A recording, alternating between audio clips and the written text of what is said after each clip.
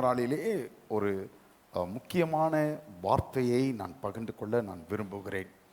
சீஷத்துவத்தின் ஒரு பகுதியை நான் உங்களுக்கு விளக்கி சொல்ல விரும்புகிறேன். Discipleship, part of discipleship. சீஷத்துவத்தின் ஒரு பகுதி. சொல்லுங்கள், சீஷத்துவத்தின் ஒரு பகுதி. எஸ். யோவான் எழுதின சுவிசேஷம், அப்போஸ்தலனாகிய யோவான் எழுதின நற்செய்தி நூல் 6வது அதிகாரம் 64வது வசனத்திலிருந்து 70வது வசனம் வரைக்கும் நான் வாசிக்க நீங்கள் கேட்க வேண்டும் என்று விரும்புகிறேன். யோவான் எழுதின நற்செய்தி நூல் 6வது அதிகாரம் 64வது வசனத்திலிருந்து 70வது வசனம் வரைக்கும். ஆகிலும் இயேசு அவர்களை பார்த்து சொல்லுகிறார், ஆகிலும் உங்களில் விசுவாசியாதவர்கள் சிலர் உண்டு என்றார். விசுவாசியாதவர்கள் இன்னார் என்றும் தம்மை காட்டிக் கொடுப்பவன் இன்னார் என்றும் ஆதி முதலாக இயேசு அறிந்திருந்தபடியால் அவர் பின்னும், ஒருவன் என் பிதாவின் அருளை பெறாவிட்டால் என்னிடத்திற்கு வரமாட்டான் என்று இதன் நிமித்தமே உங்களுக்கு சொன்னேன் என்றார். அது முதல் அவருடைய சீஷரில் அநேகர் அவருடனே கூட நடவாமல் பின்வாங்கி போனார்கள். அப்பொழுது இயேசு 12 நோக்கி, நீங்களும் போய்விட மனதாயிருக்கிறீர்களோ என்றார். சீமோன் பேதுரு அவருக்கு பிரதியுத்தரமாக, ஆண்டவரே, யாரிடத்தில் போவோம்? நித்திய ஜீவ வசனங்கள் உம்மிடத்தில் உண்டே. நீ ஜீவனுள்ள தேவனுடைய குமாரனாகிய கிறிஸ்து என்று நாங்கள் விசுவாசித்தும் அறிந்தும் இருக்கிறோம் என்றான். இயேசு அவர்களை நோக்கி, 12 உங்களை நான் தெரிந்து கொள்ளவில்லையா? உங்களுக்குள்ளும் ஒருவன் பிசாசா இருக்கிறான் என்றார். கர்த்தர் ஸ்தோத்திரம்.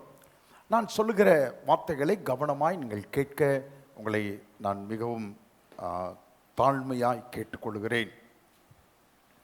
யோவான் எழுதின சுவிசேஷத்தின் 6வது அதிகாரம் தான் 4 சுவிசேஷங்களிலும் நீண்ட அதிகாரம். The longest chapter in 4 Gospels. The longest chapter. மிகப்பெரிய அதிகாரம் 4 சுவிசேஷங்களிலும் இந்த யோவான் 6வது அதிகாரம். 2வது அதிகாரத்தில் இயேசு கானாவூரில் முதல் அற்புதத்தை செய்கிறார். திருமண வீட்டிலே தண்ணீரை திராட்சரசமாய் மாற்றுகிறார். 4வது அதிகாரத்தில் ராஜாவின் மனுஷனுடைய குமாரன் மரண அவஸ்தைப்படும் போது அவன் சுகமாவதை குறித்து, இயேசு அவனுக்கு சுகம் கொடுப்பதை குறித்து 4வது அதிகாரத்தில் நாம் வாசிக்கிறோம். 5வது அதிகாரத்திலே, யோவான் 5வது அதிகாரத்திலே, பிறந்தது முதல் சப்பானியா இருக்கிற ஒருவனை பெதஸ்தா குளத்தண்டையில் இயேசு சுகமாக்கின விவரத்தை 5வது அதிகாரத்தில் நாம் பார்க்கிறோம். 2வது அதிகாரத்திலிருந்து இயேசு அற்புதம் செய்வதை கண்ட ஜனங்கள் கொஞ்சம் கொஞ்சமாய் இயேசுவை பின்தொடர்வதை அவர்கள் அதிகமாகிக் கொண்டே இருந்தது. கர்த்தர் ஸ்தோத்திரம். கர்த்தரை பின்தொடர்கிற கூட்டம் 2வது அதிகாரத்திலிருந்து ஆரம்பித்து ஒவ்வொரு அற்புதங்கள் நடக்க இயேசுவை பின்தொடர்கிற கூட்டமும் அப்படி பெருகிக் கொண்டே வந்தது. 6வது அதிகாரத்திற்கு வரும்போது அங்கே 3 நாள் கன்வென்ஷன் நடக்கிறது. இரவும் பகலும் கன்வென்ஷன் நடக்கிறது. கடைசி நாள் அவர்கள் எல்லாம் களைத்து போய்விட்டு பசியா இருக்கிறதை அறிந்த கர்த்தர், சீஷர்கள் கேட்டு, அவங்க ரொம்ப டயர்டாயிட்டாங்க, ஆண்டவரே வீட்டுக்கு போகணும், ஏதாவது சாப்பிட கொடுத்தா நல்லா இருக்குன்னு சொல்லி கேட்டார். கடைசியில் இயேசு கிறிஸ்து 5 அப்பத்தையும் 2 மீனையும் ஆசீர்வதித்து அவர்கள் போஷிக்கும்படியாய், திருப்தியாய் புசிக்கும்படியாய் அவர்களை கர்த்தர் அற்புதம் செய்து அவர்களை திருப்திப்படுத்தினார். சாப்பிட்ட புருஷர்கள் 5000 பேர் இருந்தார்களாம். அப்படியானால் கணக்காளர்கள் சொல்கிற கணக்கின்படி ஏறத்தாழ 15000க்கு மேற்பட்டவர்கள், சிறு பிள்ளைகள், பெண்கள் எல்லாரும் சேர்த்து 15000க்கும் மேற்பட்டவர்கள் அங்கே இருந்திருக்க கூடும் என்று சொல்லப்பட்டிருக்கிறது. 12 கூடைகள் நிறைய மீதியான துணிக்கைகள் எடுத்தார்கள் என்றும் சொல்லப்பட்டிருக்கிறது. 12 கூடைகள், 12 baskets 12 full baskets of leftovers. 12 கூடைகள் நிறைய மீதியான துணிக்கைகள் அவர்கள் எடுத்தார்கள். கர்த்தர் ஸ்தோத்திரம். இயேசு அந்த கூட்டத்தாரை பார்த்து அவர்கள் ஒன்றை அறிந்து கொண்டார். அவர்கள் எல்லாருமே 15,000க்கும் மேற்பட்டவர்கள் இங்கிருந்தார்கள். அவர்கள் எல்லாருமே முழுமையாய் தங்களை அர்ப்பணித்த, they were not fully committed unto him. அவருக்கு தங்களை முழுமையாய் அர்ப்பணித்தவர்கள் அல்ல என்பதை இயேசு நன்றாய் புரிந்து கொண்டார். அவர்களெல்லாம் அற்புதங்களுக்காகவே இயேசுவை பின்பற்றி வருகிறார்கள் என்பதை அவர்கள் அறிந்து கொண்டார். கர்த்தர் ஸ்தோத்திரம். 15,000 பேருக்கு மேலே அவர்கள் திருப்தியாய் புசிக்கும் படிக்கு அப்பத்தையும் மீனையும் கொடுத்து அவர்களை ஆஸ்வதித்தார். அப்பத்தையும் மீனையும் கொடுத்து அவர்களை ஆஸ்வதித்தார். கர்த்தர் ஸ்தோத்திரம். வறுத்த மீன் நம்ம வறுத்த மீன், நம்ம நாக்கு இருக்குதே, அவங்க வறுத்த மீனை சாப்பிடவே முடியாது. ஒன்றுமே இருக்காது. வெறும் உப்பும் மிளகு பொடின்னா, குறுமிளகு, வெறும் உப்பும் மிளகு பொடின்னு தான் இருக்கும். நம்ம அப்படியே அதுவும் ஏனா வறுத்தானா, மீன் வறுத்தானா கண்ணீரோடு சாப்பிடணும். ஆமாம், கண்ணீரோடு சாப்பிடாமலும் இருக்க முடியாது. சொல்லுங்களா, சாப்பிடாமலும் இருக்க முடியாது. ஆனால் அது கண்ணீரோடு சாப்பிடணும். இவங்களை கொண்டு போய் இஸ்ரவேல் தேசத்தில் விட்டா, அங்கே பேதுரு வாயிலே ஒரு வெள்ளிப்பணம் எது பாருங்க, அந்த மீன் பீட்டர் ஃபிஷ்னே சொல்லுவாங்க.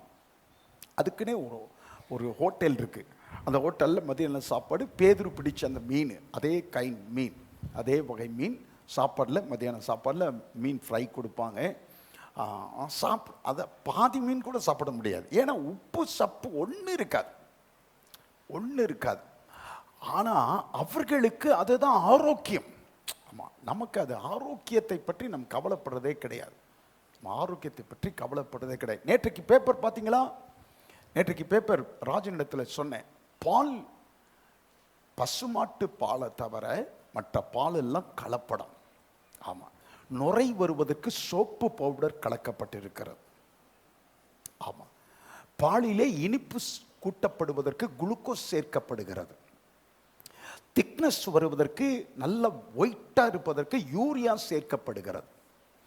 திக்னஸ் வருவதற்கு ஸ்டார்ச் பவுடர், இந்த வெளுக்க போடுவாங்களே, துணிக்கு போடுவாங்களே, அது என்ன சொல்லுவாங்க? ப்ளீச்சிங் பவுடர் இல்லைங்க, இல்லை சோடா உப்பு இல்லைங்க, ஸ்டார்ச். அந்த மொட்டன் இருக்கணும் இல்லை, காரப்பொடி இல்லை, அதுக்கு பேர் என்னங்க இப்போ? இல்லைம்மா, ஸ்டார்ச் பவுடர்னு அந்த இப்போல்லாம் கிடையாது, அதனால தான் உங்களுக்கு தெரியல.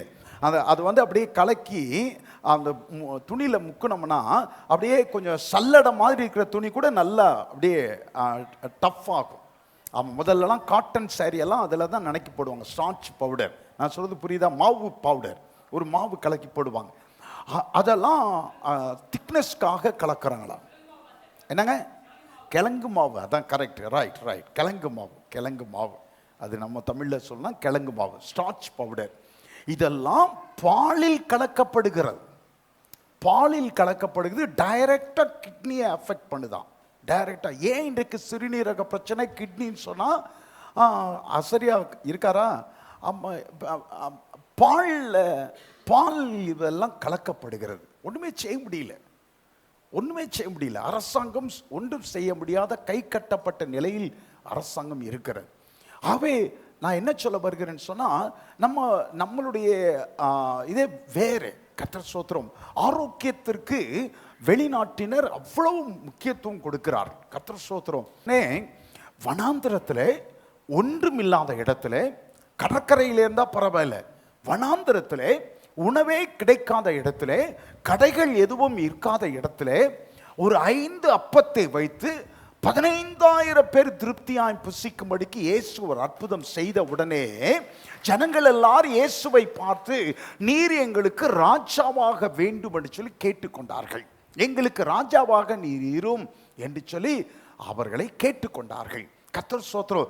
ஏன் சொன்னா, ராஜாவா இருந்தா நல்ல வேலைக்கெல்லாம் போக வேண்டாம், வேலைக்கு நல்ல அற்புதம் செய்து சாப்பாடு கிடைக்கும்.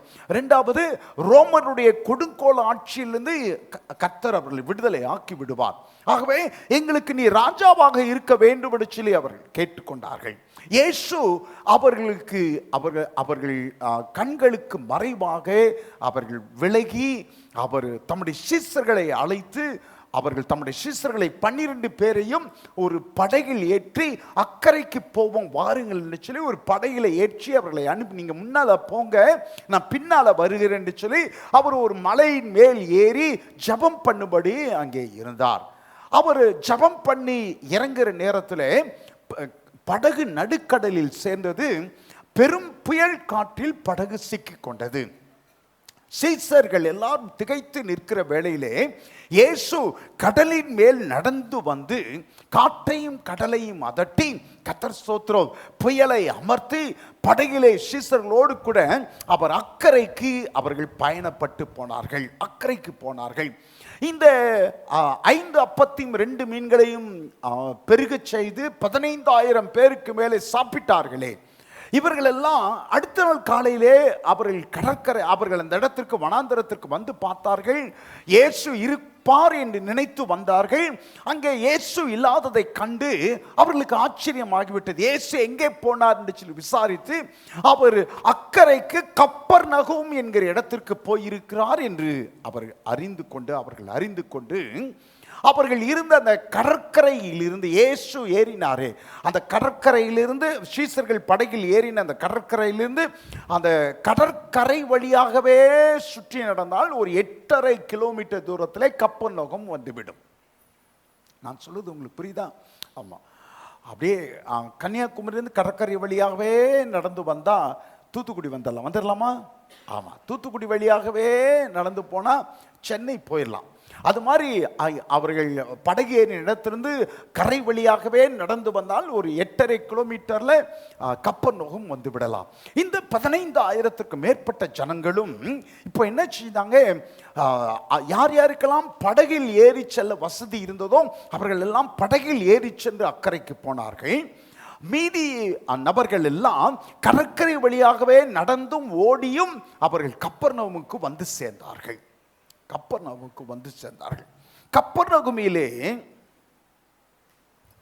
அவர்கள் வந்து சேர்ந்த பிறகு இயேசு அவர்களை பார்த்து, திரள் கூட்டத்தை பார்த்து கேட்கிறார், நீங்க என்னுடைய உபதேசத்தை கேட்கும்படிக்கு வரவில்லை, மாறாக அற்புதத்தை கண்டபடினால் நீங்கள் என்னை பின்தொடர்கிறீர்கள் என்று இயேசு சொன்னார். அந்த ஜனங்கள் இயேசுவை பார்த்து, இன்றைக்கும் எங்களுக்கு ஒரு அற்புதம் நீ செய்ய வேண்டும் என்று சொல்லி இயேசுவிடத்தில் சொன்னார்கள். இயேசு அதற்கு, நான் உங்களுக்கு அற்புதத்தை செய்வதற்கு பதிலாக உங்களுக்கு நான் உபதேசத்தை கொடுக்க நான் விரும்புகிறேன் என்று சொன்னார். சத்தியத்தை சொல்ல நான் விரும்புகிறேன் என்று சொல்லி ஒரு காரியத்தை இந்த 6வது அதிகாரத்தில் உள்ள உபதேசத்தை அவர் கொடுத்தார். கர்த்தர் ஸ்தோத்திரம். நல்ல கவனிங்க. ஆவியின் வரங்கள், அபிஷேகம், அந்நிய பாஷை, தீர்க்கதரிசன வரங்கள், பிசாசை ஓட்டுதல், இதிலேயே போயிட்டு இருந்தோம்னா நம்ம வண்டி கவுந்துரும். ஜபமும் இருக்கணும், வசனமும் இருக்கணும். ஆமென் சொல்லுவீங்களா? ஆமாம், ஜபமும் இருக்கணும். சொல்லுங்க, ஜபமும் இருக்கணும், வசனமும் இருக்கணும். ஆமாம், உங்கள்கிட்ட ஜபம் எல்லாம் இருந்து வசனம், அற்புதங்கள்லாம், அபிஷேகம்லாம் இருந்து வசனத்தில் நீங்கள் வளரலன்னு சொன்னால் பிசாசு உங்களை வீழ்த்தி விடுவான். இன்றைக்கு செய்தி அதுதான். பிசாசு உங்களை அப்படியே பின்வாங்க செய்து விடுவான். அப்போ எந்த அளவுக்கு அபிஷேகத்தில் வாஞ்சியாக இருக்கிறீர்களோ அந்த அளவுக்கு நீங்கள் வசனத்திலே வாஞ்சியாக இருக்க வேண்டும். நீங்கள் அபிஷேகத்தில் பெருகுவது போல வசனத்தில் வளர வேண்டும். ஆமென் சொல்லுவீங்களா? சொல்லுங்கள், அபிஷேகத்தில் பெருகுவது போல வசனத்தில் வளர வேண்டும். ரைட். 2வது காரியம், வசனத்திலே நீங்கள் வளர்ந்தாதான் நீங்க சாட்சியாய் நிற்க முடியும். ஆமென் சொல்லுவீங்களா? ஆமா. நீங்க சாட்சியா இல்லாதபடிக்கு கர்த்தர் ஸ்தோத்திரம், நீங்க மற்றவர்களுக்கு நீங்க அபிஷேகத்தை பயன்படுத்தினால் அது எந்த விதத்திலும் அது உங்களுக்கு பிரயோஜனமாக இருக்காது. ஆமென் சொல்லுவீங்களா? எந்த விதத்திலும் உங்களுக்கு பிரயோஜனமாக இருக்காது. அப்போ வசனத்திலே நீங்கள் வளர வேண்டும், வளருவதை மற்றவர்கள் பார்க்க வேண்டும். ஆமென் சொல்லுவீங்களா? ஆமாம், நீங்கள் வசனத்தில் வளர்வதை சபை பார்க்க வேண்டும், உங்கள் குடும்பம் பார்க்க வேண்டும். வசனத்தில் வளர வளரத்தான், நல்லா கவனிங்க, அபிஷேகத்தில் வளர வளர நீங்கள் சாட்சியாக இருக்க மாட்டீங்க, மாறாக வசனத்தில் வளர வளரத்தான் நீங்கள் சாட்சியாய் மாறுவீர்கள். ஆமென் சொல்லுவீங்களா? ஆமாம், சாட்சியாய். அப்போ வசனத்தில் நான் ஆண்டவர் கர்த்தர் சொல்கிற சாட்சி வேற, நான் சொல்கிற சாட்சி வேற. சபையார் உங்களை அங்கீகரிக்கணும்னா, குடும்பத்தார் உங்களை அங்கீகரிக்கணும்னா, உங்களுடைய சக விசுவாசிகள் உங்களை அங்கீகரிக்கணும், வசனத்தில் தான் நீங்கள் வளரணும். ஆமென் சொல்லுவீங்களா? ஆமாம், வசனத்தில். கர்த்தர் ஸ்தோத்திரம், ஆரம்ப நாட்களிலே சகாயத்தை பார்க்கும்போது எல்லாரும் அப்ரிஷியேட் பண்ணுகிற காரணம் வசனத்தில் வளர்ந்தார். நிறைய வசனம், அப்படியே வாய் திறந்த வசனம் வரும். அப்போ வசனத்தில் நீங்கள் வளர வேண்டும் என்று கர்த்தர் விரும்புகிறார். ஒன் சைடா நீங்க இருக்கவே கூடாது. அப்ப இயேசு இங்க அவர்களுக்கு உபதேசத்தை கொடுத்தார். பாருங்க, கர்த்தர் அவர் என்ன சொன்னார்? உங்கள் பிதாக்கள் வனாந்தரத்திலே 40 வருட காலம் இருந்த பொழுது அவர்கள் வானத்திலிருந்து தேவ தூதர்கள் புசித்த மன்னாவை அவர்கள் புசித்து, கர்த்தர் ஸ்தோத்திரம், அந்த மன்னாவை புசித்தும் அவர்கள் மரித்து போனார்கள். ஆனால் நானே வானத்திலிருந்து இறங்கின ஜீவ அப்பம், நானே வானத்திலிருந்து ஜீவ அப்பம், இந்த அப்பத்தை புசிக்கிறவன், ஆண்டவர் தன்னை பார்த்து, இந்த அப்பத்தை புசிக்கிறவன் என்றென்றைக்கும் பிழைப்பான், நான் கொடுக்கும் அப்பம் இந்த என் மாம்சமே என்றார்.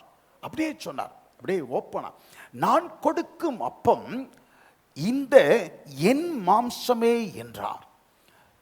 கூடியிருந்த ஜனங்களுக்கெல்லாம், இவன் எப்படி தன் மாம்சத்தை புசிக்க கொடுப்பான், எப்படி தன்னுடைய ரத்தத்தை நமக்கு குடிக்க கொடுப்பான், இவன் ரத்தத்தை நம்ம குடிக்கிறதா, இவன் மாம்சத்தை நம்ம சாப்பிட்றதா என்று வாக்குவாதத்தில் கூடியிருந்தவர்கள் எல்லாம் ஈடுபட்டார்கள். அது முதற்கொண்டு அவருடைய சீஷர்களில் அநேகர் இயேசுவை பின்பற்றுவதை விட்டு அவரை விட்டு விலகி பின்வாங்கி போனார்கள். 10,000த்திற்கும் மேற்பட்டவர்கள் பின்வாங்கி போய்விட்டார். இயேசு கிறிஸ்துவை பின்பற்றுவதை விட்டு விலகி போய்விட்டார்கள். ஏன் தெரியுமா? ஏன் தெரியுமா விட்டு விலகி போனார்கள்? சீசத்துவம் என்பது கடினமான ஒரு காரியம்.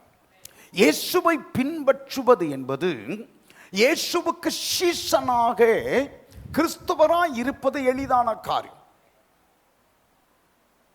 கிறிஸ்துவராய் இருப்பது எளிதான காரியம்.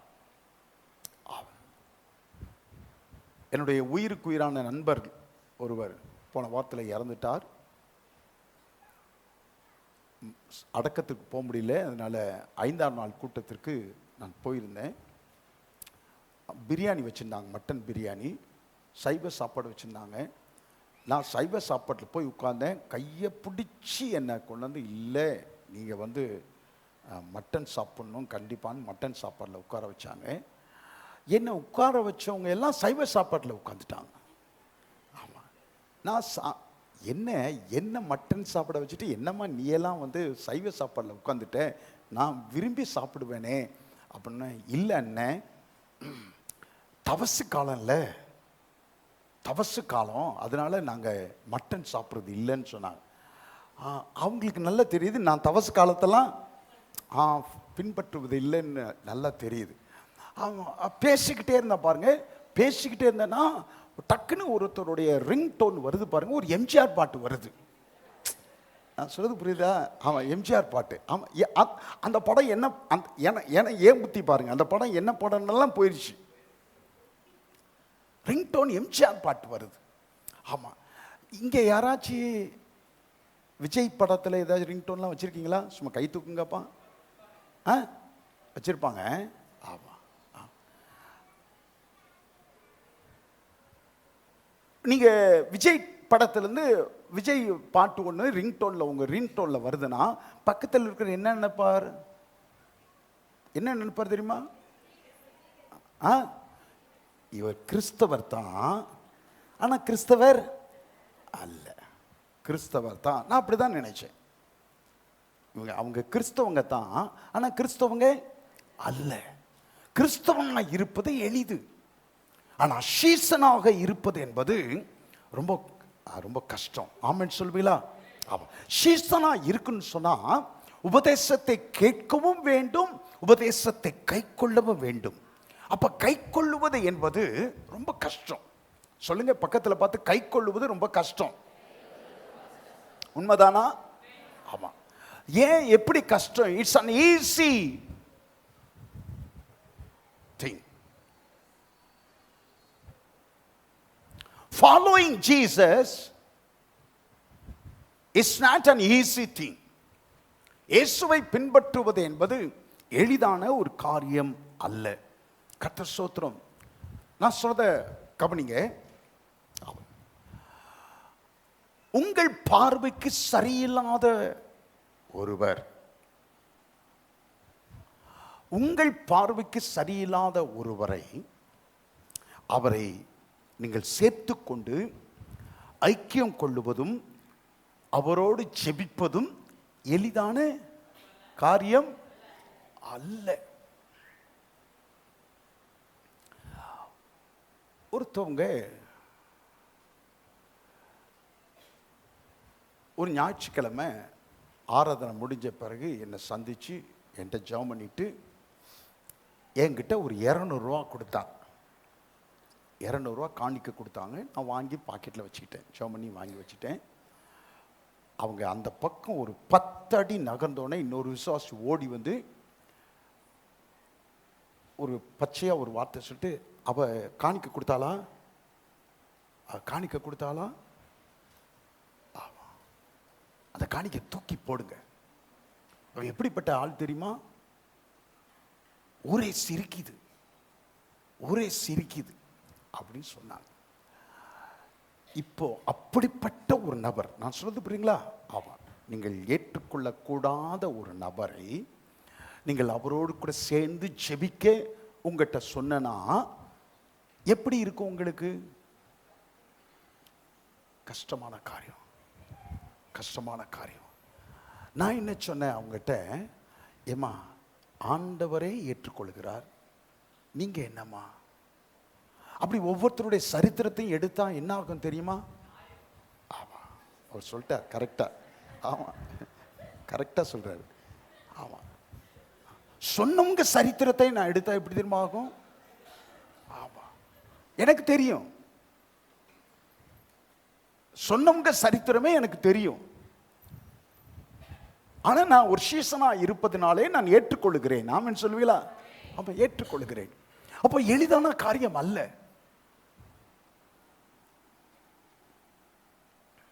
உங்களுக்கு எதிராக உங்களை பற்றி இல்லாததையும் பொல்லாததையும்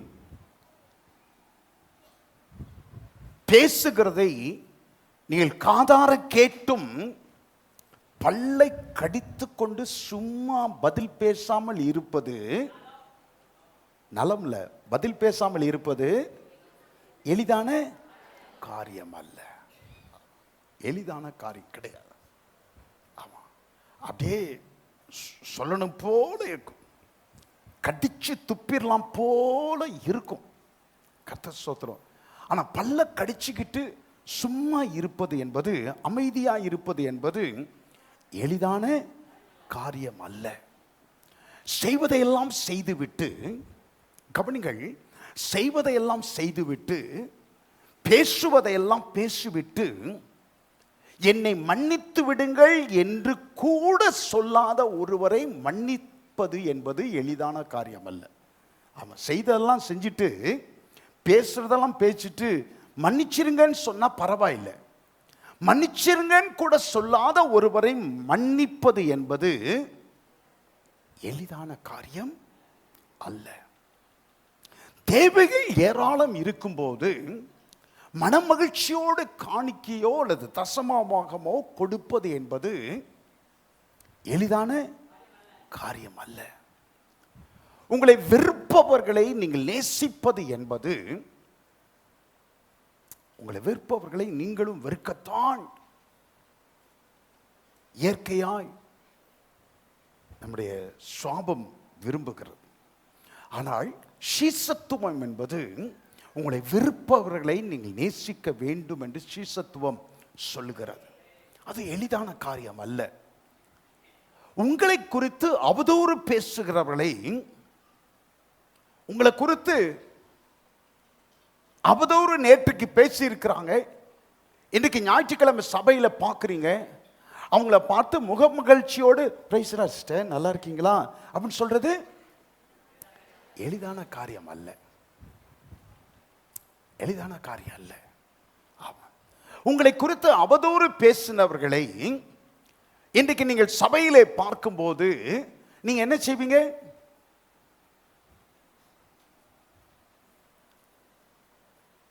நான் இங்க வந்தா, நான் அங்க போனா அவங்க இங்க வந்துருவாங்க, நான் இங்க வந்தா அவங்க அங்க வந்துருவாங்க, நான் அங்க போனா அவங்க வெளியே போயிடுவாங்க, நான் மறுபடியும் மேலே போனதுக்கு அப்புறம் வந்துருவாங்க உள்ளார.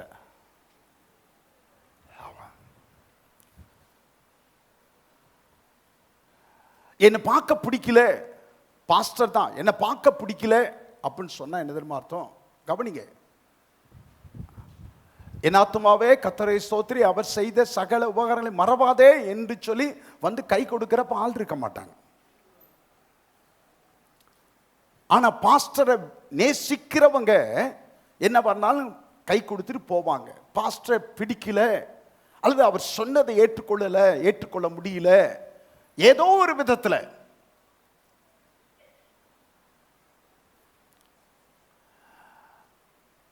ஒன்று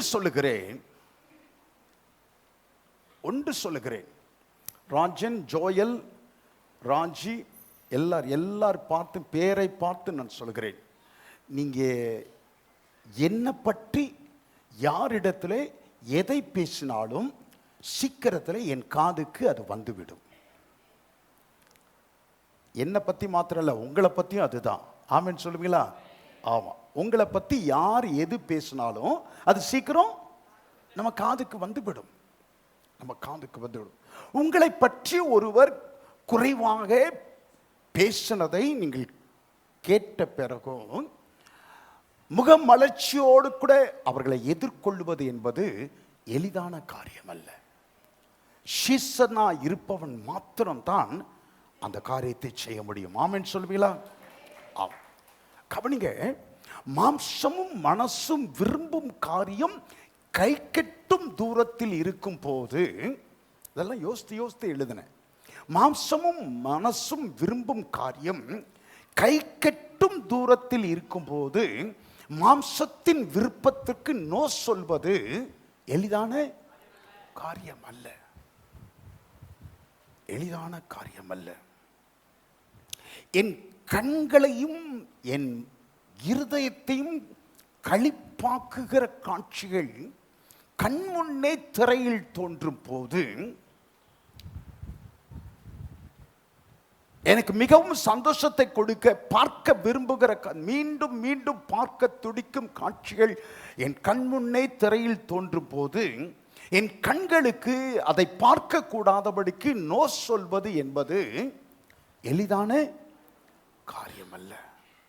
இயேசுவின் சீசனாக கிறிஸ்தவனாய் இருப்பது மிகவும் எளிது. ஆனால் இயேசுவின் சீசனாக இருப்பது எளிதான காரியம் அல்ல. எளிதான காரியம் அல்ல. எந்தெந்த காரியங்கள், சில காரியங்களை நான் இந்த நாளிலே ஒரு 3 காரியங்களை நான் உங்களோடு கூட நான் பேச விரும்புகிறேன். உள்ளத்தின் ஆழத்திலிருந்து நம்ம எல்லாரும் இயேசுவின் சீசனாக நான் மாற வேண்டும். நான் மாறவே நான் ஆசைப்படுகிறேன். ஆமென் சொல்வீங்களா? நீங்களும் மாற வேண்டும் என்று நான் விரும்புகிறேன். கர்த்தர் ஸ்தோத்திரம்.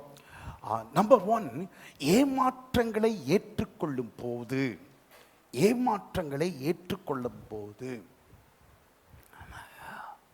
ஏன் இயேசுவை விட்டு ஒருவன் பின்வாங்கி போய் விடுகிறான்?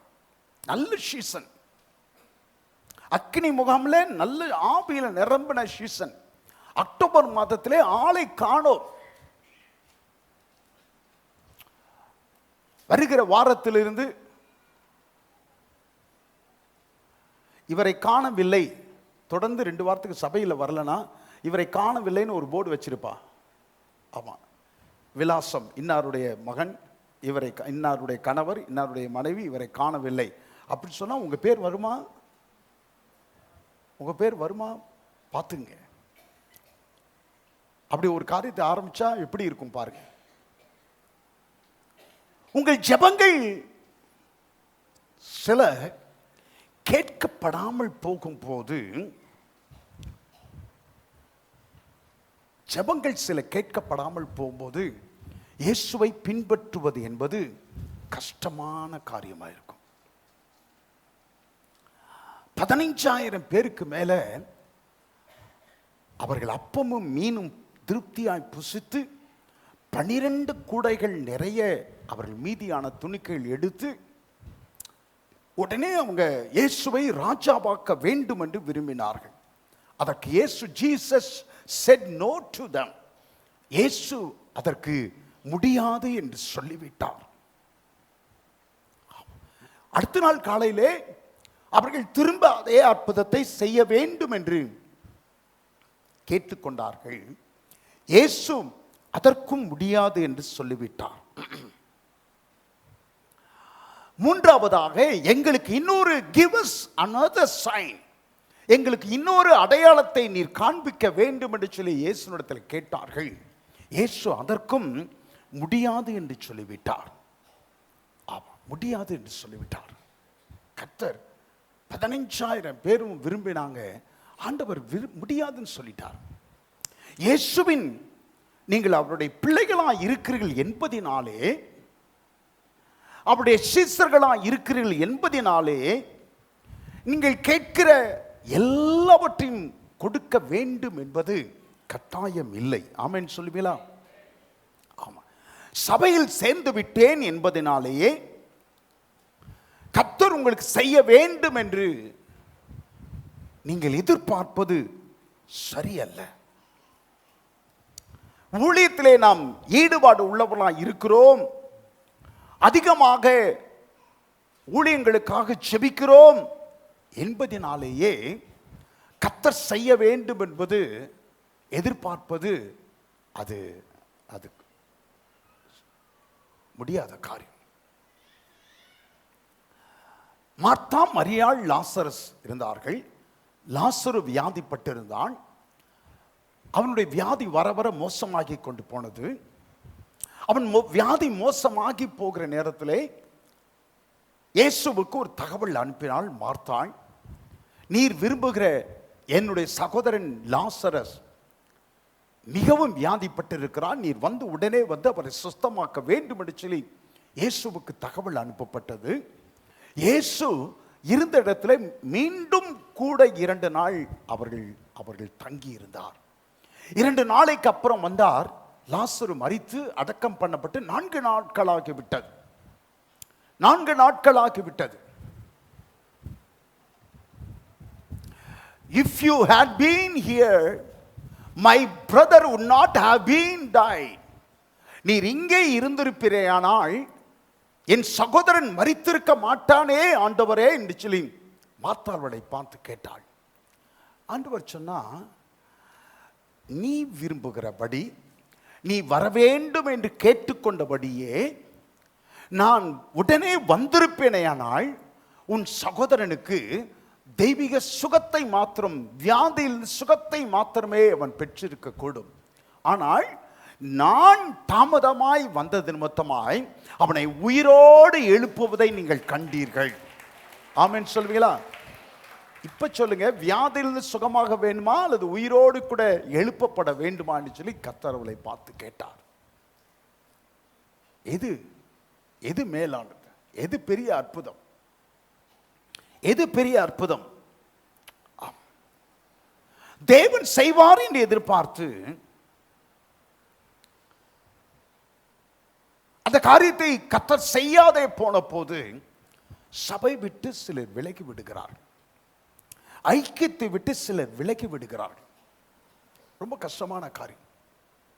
சபைக்கு வருவாங்க, ஆனால் ஐக்கியமாக இருக்க மாட்டாங்க. இதெல்லாம் கர்த்தர் பார்த்துக்கிட்டே தான் இருக்கிறார்.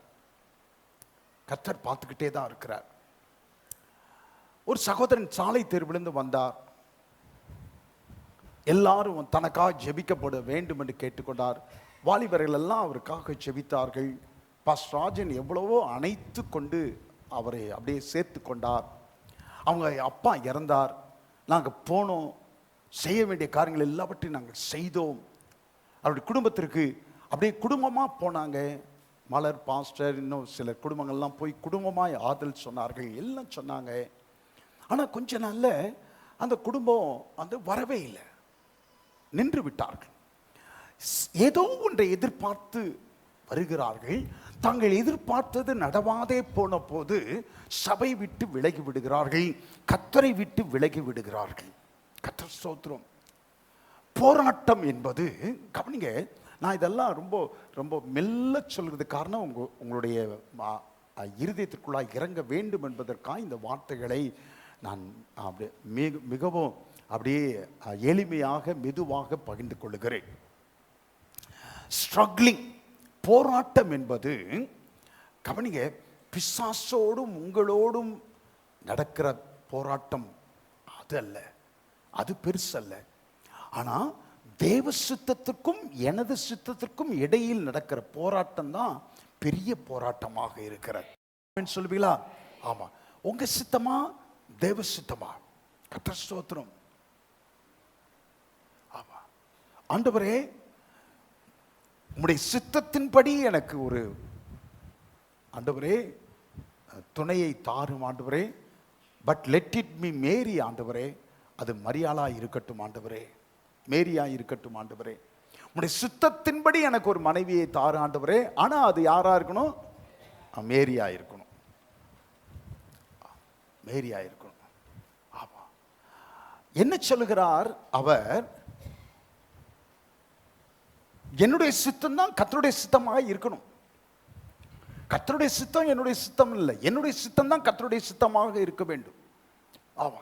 தேவ சித்தத்திற்கு மாறாக தேவன் அப்படி சித்தத்திற்கு மாறாக நீங்கள் விரும்பும் போது, உங்களுடைய சித்தம் இருக்கும்போது கர்த்தர் நோ சொல்லத்தான் செய்வார், மறுக்கத்தான் செய்வார், மறுக்கத்தான் செய்வார். கர்த்தர் ஸ்தோத்திரம். எல்லாமே விசுவாசிகள் தான், எல்லாமே அபிஷேகம் பெற்றவர்கள் தான்.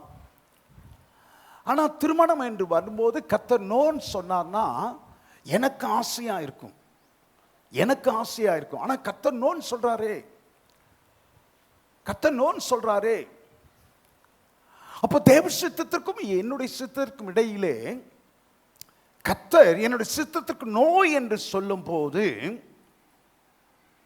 கர்த்தரோடு கூட நான் போராட ஆரம்பிக்கிறேன். முடியாது ஆண்டவரே, எனக்கு அதுதான் வேணும், எனக்கு அதுதான் வேணும், எனக்கு அதுதான் வேணும்.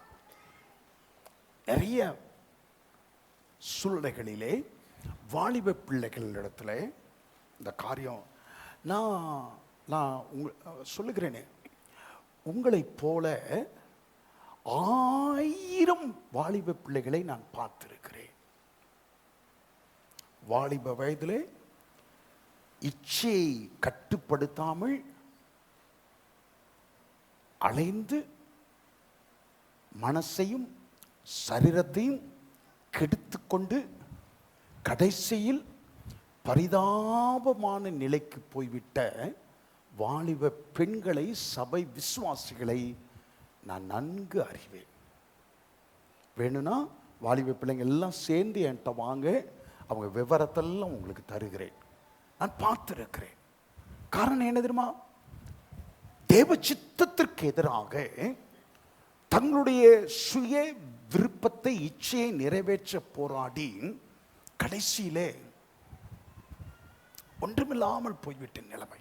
சீசனாய் இருப்பது கூடாத காரியம். ஆமென் சொல்லுவீங்களா? ரொம்ப கஷ்டமான காரியம். ஏன்னு சொன்னா என் சுய சித்தத்திற்கும் தேவ சித்தத்திற்கும் எப்போதும் ஒரு போராட்டம் உண்டாகி கொண்டே இருக்கும். ஆமென் சொல்லுவீங்களா? ஆமா.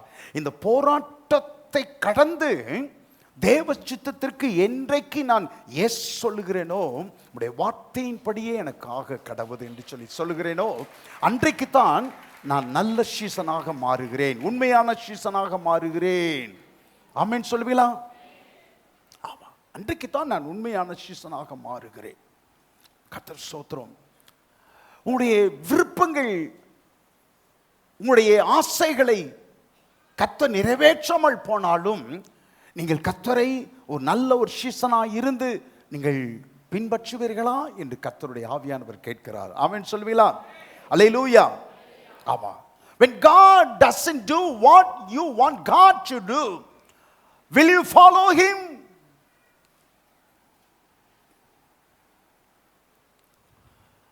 நீங்கள் தேவன் செய்ய வேண்டும் என்று விரும்பின காரியத்தை தேவன் செய்யாமல் போனாலும் நீங்கள் கர்த்தரை பின்பற்றுவீர்களா? நீங்கள் இயேசுவின் சீசர்களா இருப்பீர்களா?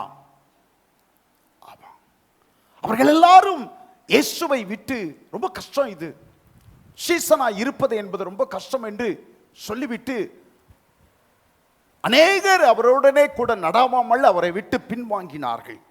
இயேசு 12 பேர் பக்கமாய் திரும்பி, 12 பேர் தான் மீதி இருக்கிறாங்க. 15,000 பேர் கொஞ்ச நேரத்துக்கு முன்னாடி இருந்தாங்க. இப்போ வெறும் 12 பேர் தான் இருக்கிறாங்க. இயேசு அந்த 12 பேரையும் பார்த்து ஒரு வார்த்தை கேட்டார். என்ன கேட்டார்? நீங்களும் போய்விட மனதாய் இருக்கிறீர்களோ? நீங்களும் போய்விட, அப்படியே கண்ணீரை வரவழைக்கிற காரியம். நீங்களும் போய்விட மனதாய் இருக்கிறீர்களோ?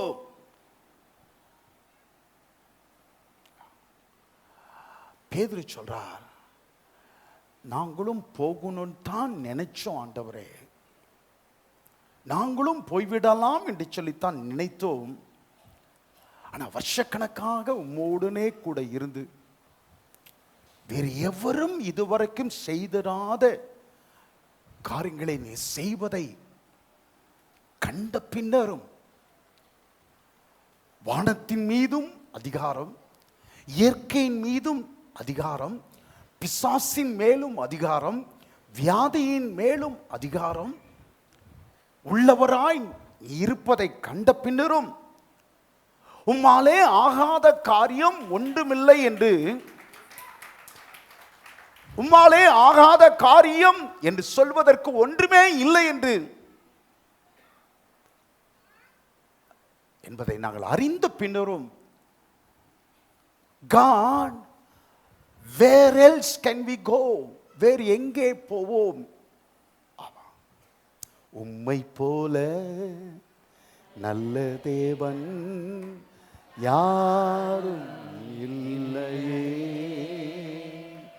உம்மை போல வல்ல தேவன் யாரும் இல்லையே. One more time. உம்மை போல நல்ல தேவன் யாரும் இல்லையே. உம்மை போல வல்ல தேவன் யாரும் இல்லை. உம்மை போல, உம்மை போல என்னை காத்திட, உம்மை போல என்னை நடத்திட, உம்மை போல என்னை தேற்றிட யாரும் இல்லையே. இயேசுவே யாரும் இல்லையே. யாரும் இல்லையே. இயேசுவே யாரும் இல்லையே. இரண்டாவது, சீசனா இருக்க முடியாமல் இயேசுவை விட்டு, சபையை விட்டு, ஐக்கியத்தை விட்டு போவதற்கான இன்னொரு காரணம், அவர்களுக்குள்ளும் ஒருவன் பிசாசாய் இருக்கிறான் என்று இயேசு சொன்னார். ஆமென் சொல்வீங்களா? 15,000 பேர் இருந்தாங்க. உபதேசம் ரொம்ப கடினம், இயேசுவை பின்பற்றுவது கஷ்டம்னு சொல்லிட்டு, சீசனா இருப்பது கஷ்டம்னு சொல்லிட்டு அத்தனை ஆயிரங்களும் திரும்பி போய்விட்டார்கள். 12 பேர் தான் இருக்கிறாங்க. அந்த 12 பேரை பார்த்து இயேசு சொல்லுகிறார், நீங்களும் போய்விட மனதா இருக்கிறீர்களோ அப்படின்னு சொல்றார். அதற்கு பேதுரு, யாரிடம் போவோம் ஆண்டவரே? நித்திய ஜீவ வார்த்தைகள் உம்மிடத்தில் உண்டே ஆண்டவரே. இதை விட்டுட்டு நாங்க வேற எங்க போவோம் ஆண்டவரே? நாங்க வேற யாரிடத்துல போவோம் ஆண்டவரே? அப்படிதான் அழுதுகிட்டு சொல்லியிருப்பார். அப்படிதான் அழுதுகிட்டு சொல்லியிருப்பார். இயேசு அவர்களை பார்த்து சொல்லுகிறார், உங்கள் 12 பேரையும் நான் தெரிந்து கொள்ளவில்லையா? Have I not chosen you 12? உங்கள் 12 பேரையும் நான் தெரிந்து கொள்ளவில்லையா? உங்களுக்குள்ளும் ஒருவன் பிசாசா இருக்கிறான். நீங்கள் எல்லாரும் என்னுடைய சீசர்கள் தான், அதுல சந்தேகமே கிடையாது. ஆனால் உங்களுக்குள்ளும் சிலர் விசுவாசியாதவர்கள் உண்டு. சிலரோ, கவனிங்கள், சிலரோ சீசனாகவும் இருந்து கொண்டு பிசாசாகவும் இருக்கிறார்கள். Disciple also devil. Disciple also a devil. சீசனாகவும் இருக்கிறார்கள், பிசாசாகவும் இருக்கிறார்கள். சொல்லுங்கள், சீசனாகவும் இருக்கிறார்கள், பிசாசாகவும் இருக்கிறார்கள். ஆமா. பன்னிரவராகிய உங்களை நான் தெரிந்து கொள்ளவில்லையா? உங்களுக்குள்ளும் ஒருவன் பிசாசா இருக்கிறான். 12 பேர், நல்லா கவனிங்க. 2, 4, 6, 8, 10, 12 இந்த முதல் 2 வருஷம் உங்களுக்குள்ளும் ஒருவன் பிசாசா இருக்கிறான். அப்படின்னா எப்படி இருக்கும் இந்த 12 பேத்துக்கும்? ஆமா, ஒரு 1000 பேரை பார்த்து சொன்னா நல்லா இருக்கும், பரவாயில்ல, ஒன்றும் யாரும் தப்பா எடுக்க மாட்டாங்க. 12 பேரை பார்த்து உங்களுக்குள்ளும், இந்த 12 பேருக்குள்ளும் ஒருவன் பிசாசா இருக்கிறான். உங்களுக்குள்ளே ஒருவன் பிசாசா இருக்கிறான். உங்களுக்குள்ளே ஒருவன் பிசாசா இருக்கிறான். உங்களுக்குள்ளே ஒருத்தர் பிசாசா இருக்கிறான். உங்களுக்குள்ளே ஒருத்தர் பிசாசா இருக்கிறான். அவன் புரியுதா ராமச்சந்திரன்? அவன் உங்களுக்குள்ளே ஒருவன் பிசாசா இருக்கிறான். பின்னால புரியுதா ஐயா? கேக்குதா? உங்களுக்குள்ளே ஒருவன் பிசாசா இருக்கிறான். எப்படி இருக்கும்? ஆமா, நான் உங்களை சொல்லல, பாஸ்டர் என்ன சொல்லல நான் நினைக்கிறேன். பக்கத்தில் பார்த்து சொல்லுங்க, பாஸ்டர் என்ன சொல்லல நான் நினைக்கிறேன். அந்த 12 பேரை என்ன நினைச்சிருப்பாங்க? உங்களுக்குள்ளும் ஒருவன் பிசாசா இருக்கிறான்னு சொல்லி இயேசு அப்படி பர்டிகுலரா சுட்டி காட்டும் போது அந்த 12 பேரும் என்ன நினைச்சிருப்பாங்க? கர்த்தர் ஸ்தோத்திரம், என்ன நினைச்சிருப்பாங்க? ஏன் இந்த வார்த்தையை சொன்னார் தெரியுமா? ஏன் அந்த வார்த்தையை சொன்னார் தெரியுமா? கர்த்தர் ஸ்தோத்திரம், உங்களுக்குள்ளும் ஒருவன் பிசாசா இருந்தான், சீக்கிரத்திலே அவன் என்னை விட்டு விலகி போய் விடுவான். ஆமென் சொல்லுவீங்களா? உங்களுக்குள்ளே ஒருவன் பிசாசா இருக்கும் பட்சத்தில் அவன் என்னோடு கூட சீசனாக தொடர மாட்டான். ஆமென் சொல்லுவீங்களா? ஆமா, உங்களுக்குள்ளே ஒருவன் பிசாசா இருக்கும் பட்சத்தில் அவனுடைய சரித்திரம், நாளைய சந்ததி அவனை சீசனாக சொல்லாது. இன்னைக்கு இருக்கிறோம், நாளைக்கு உங்க பிள்ளைங்க, கவனிங்க, நாளைக்கு உங்க பிள்ளைங்க, நாளைக்கு உங்க பேர பிள்ளைங்க உங்களை சீசனா சொல்லணுமா? உங்களை சீசனா சொல்லணுமா? நாங்க ஆட்சிக்கிட்ட இதெல்லாம் கத்துக்கிட்டோம், எங்க தாத்தா கிட்ட இதெல்லாம் கத்துக்கிட்டோம், எங்க அப்பா கிட்ட இதெல்லாம் கத்துக்கிட்டோம் அப்படி உங்களை பற்றி சொல்லணுமா? உங்களை பற்றி சொல்லணுமா? அப்படியானால் அந்த வார்த்தை உங்களை பற்றியதா இருக்கக்கூடாது. உங்களுக்குள்ளும் ஒருவன் பிசாசா இருக்கிறான்ங்கிற வார்த்தை உங்களை பற்றியதாய், அது நீங்களாக இருக்கக்கூடாது. சொல்லுங்கள், அது நானாக இருக்கக்கூடாது. ஆமா, ஏன் இப்படி சொன்னான்னா, இப்புறம் போன உடனே பிசாசின் மக்களோடு ஐக்கியம் வைத்துக் கொள்கிறான். இயேசு இந்த வார்த்தையை சொன்னார், என்னோடு இருக்கும்போது என்னோடு ஐக்கியம் வைத்துக் கொள்கிறான், என்னுடைய சீசர்களோடு ஐக்கியம் வைத்துக் கொள்கிறான். என்னை விட்டு அப்புறம் போகும்போது பிசாசோடும் பிசாசின் மக்களோடும் ஐக்கியம் வைத்துக் கொள்கிறான். என்னோடு இருக்கும்போது எனக்கு பிரியமானதை செய்கிறான், என்னை விட்டு அப்புறம் போனதும் பிசாசுக்கு பிரியமானதை செய்கிறான். அவனை பார்த்து தான் சொன்னாரு, உங்களுக்குள்ளும் ஒருவன் பிசாசா இருக்கிறான். One of you is devil. உங்களுக்குள்ளும் ஒருவன் பிசாசா இருக்கிறான்.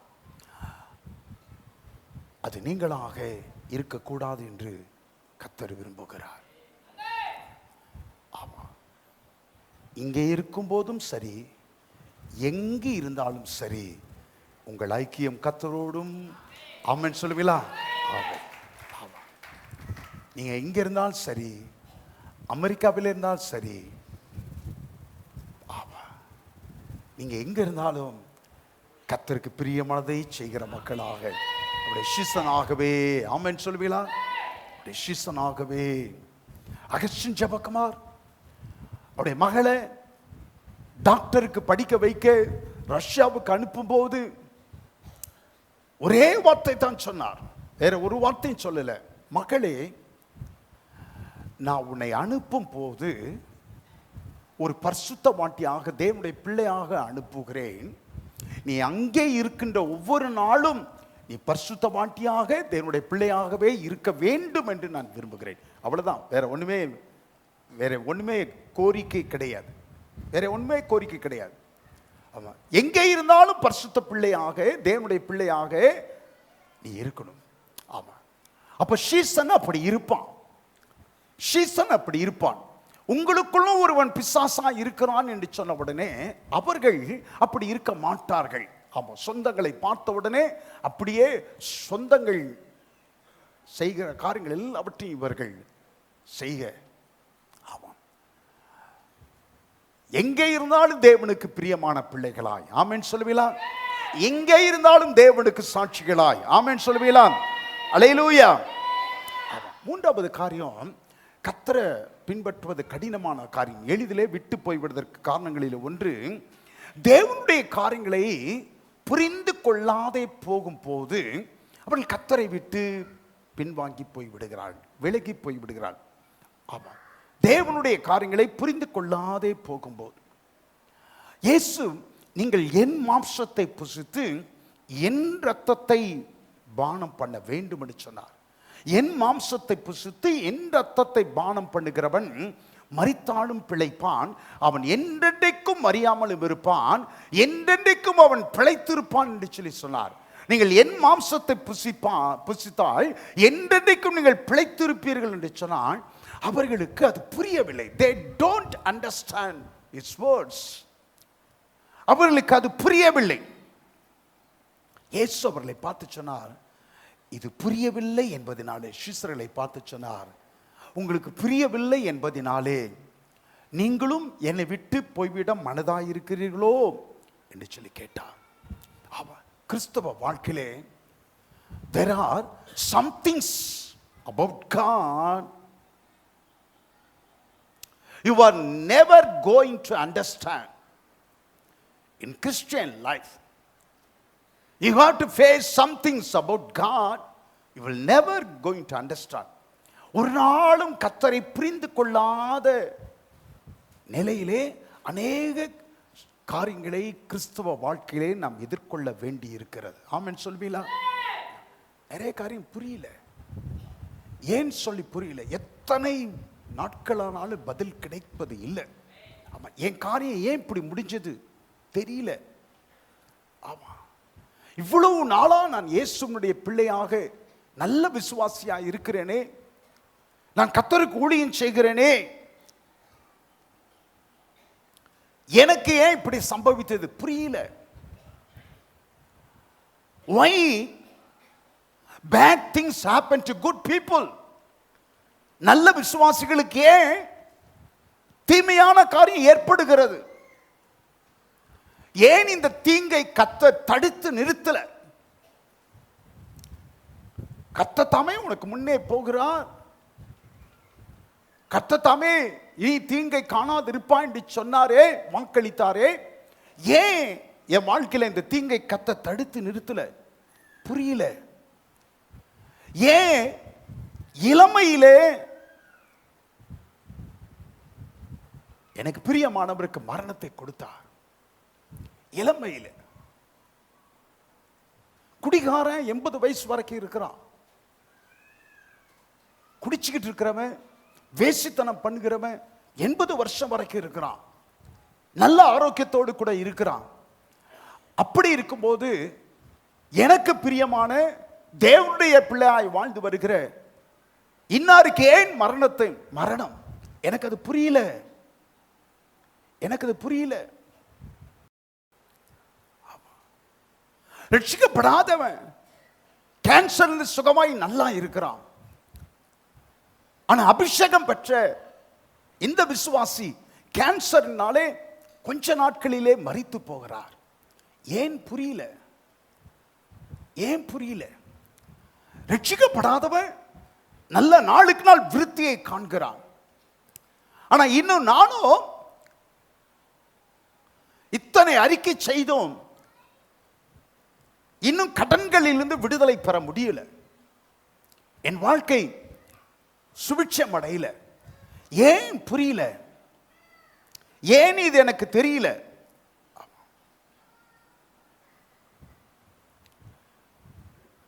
When you don't understand why it is happening, இது ஏன் இப்படி நடக்கிறதுன்னு சொல்லி உன்னால் புரிந்து கொள்ள முடியாத நேரங்களில்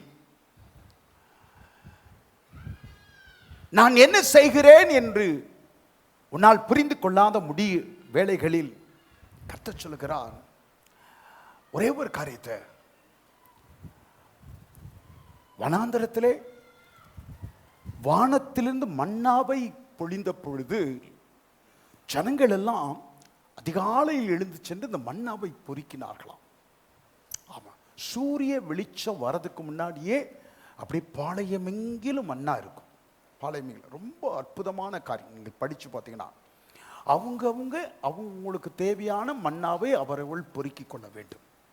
அவரவர்கள் பொறுக்கிக் கொள்ள வேண்டும். எங்க வீட்டுக்கு 10 படி மன்னா வேணும்னு சொன்னா நான் 10 படி மன்னாவை வீட்டை விட்டு வெளியே அப்படியே கொத்துமல்லி சைஸ்ல வெள்ளையா அப்படி பனி முத்துக்கள் மாதிரி இருக்கும். அப்படியே எடுத்து போடலாம். அப்படியே எடுத்து கொண்டாந்து போடணும். வெயில் படக்கூடாது. வெயில் பட்டா உருகி போயிடும், ஒண்ணுமே இருக்காது.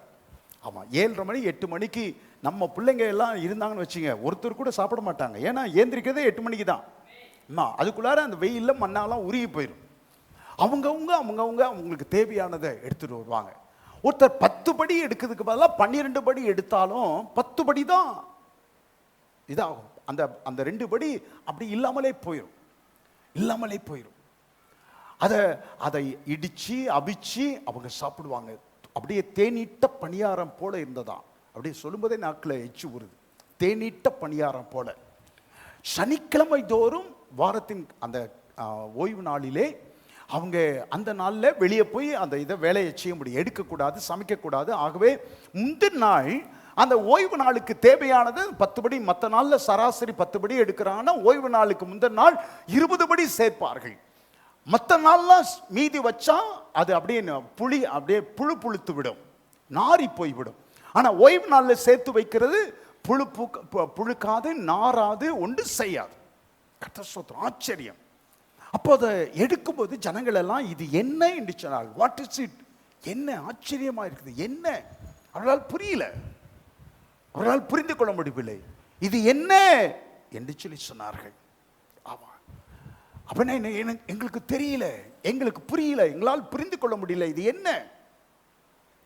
செவ்வாய்க்கிழமை எடுத்தோம் கூட எடுத்தோம், அடுத்த நாள் காலையில் கெட்டு போயிருது.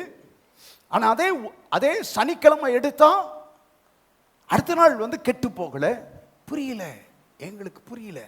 கர்த்தர் இதை சொல்லுகிறார், எப்பெல்லாம் உங்களுக்கு நான் செய்கிற காரியங்கள், உங்கள் வாழ்க்கையில் நடக்கிற காரியங்கள் உங்களால் புரிந்து கொள்ள முடியவில்லையோ அப்பொழுதெல்லாம் உங்கள் பிதாக்கள் மன்னாவை புசித்தார்களே, அப்போது சொன்னார்களே, அதை நினைத்து கொள்ளுங்கள் என்று சொல்லி கர்த்தர் சொன்னார். ஆமென் சொல்லுவீங்களா? என்ன சொல்லுகிறார்? நிறைய காரியங்கள் எனக்கு புரியாமலே நடக்கிறது. ஆமா, எனக்காக கர்த்தர் எப்படி யுத்தம் செய்தார் என்று எனக்கு தெரியல. எல்லாரை காட்டிலும் பெரிய சாட்சி நான் பலமுறை சொல்லியிருக்கிறேன். 8 வீடு வாடகைக்கு விட்டு இருந்தோம். 8 வீட்டுக்காரர்களோடு நான் தகராறு செய்து விட்டேன். அவர்கள் கண்களுக்கு முழுவதாக வீட்டை பிரித்து சாராயம் குடிக்க கொடுத்து வீட்டை நான் பிரித்து விட்டேன். 3 நாட்கள் வீட்டை விட்டு வெளியிலே தெருவில் இருந்தார்கள். என் மேல் கேஸ் போடப்பட்டது. எனக்கு எதிராக என்னுடைய அந்த 8 வீடுகளும் அவர்களுக்கு சொந்தமாகி எனக்கு 3 வருஷத்திலிருந்து 5 வருஷம் வரைக்கும் சிறை தண்டனை கொடுக்கும் அளவிற்கு தீர்ப்பு ரெடியாகிவிட்டது. என்னுடைய சித்தி கோர்ட்டில் இருக்கிறபடினால் இதெல்லாம் என்னுடைய கவனத்திற்கு வந்தது. அந்த நாட்களில் தான் நான் ரட்சிக்கப்பட்டேன். இயேசுவை ஏற்றுக்கொண்ட நாட்கள். ஒரு நாள் பைபிள் ஸ்டடிக்கு வரல. எங்க பாஸ்டர் ஏன் வரலன்னு சொல்லி கேட்டார். நான் வாய்தாவுக்கு போனேன்னு சொன்னேன். என்ன வாய்தான்னாரு. நான் இப்படிப்பட்ட விஷயம் சொன்னேன். நான் தான் தப்பு பண்ணேன். என்னுடைய ஃப்ரெண்ட்ஸ் எல்லாம், காலேஜ் ஃப்ரெண்ட்ஸ் எல்லாம் கூப்பிட்டுக்கிட்டு வாடகை தரமாட்டாங்கன்ற அந்த கோபத்தை காட்டுறதுக்காக நான் செய்து விட்டேன்னு சொன்னேன். அப்போ நீ முதல்ல மனம் திரும்பு, ஆண்டவர்கிட்ட அறிக்கை பண்ணு. 2வது, அடுத்த வாய்தாவுக்கு நீ கோர்ட்டுக்கு போகக்கூடாது. நீ என்ன செய்வ தெரியாது. நீ ஆண்டவருடைய சமூகத்தில் ஜெபின்னு சொன்னார். ஆமா,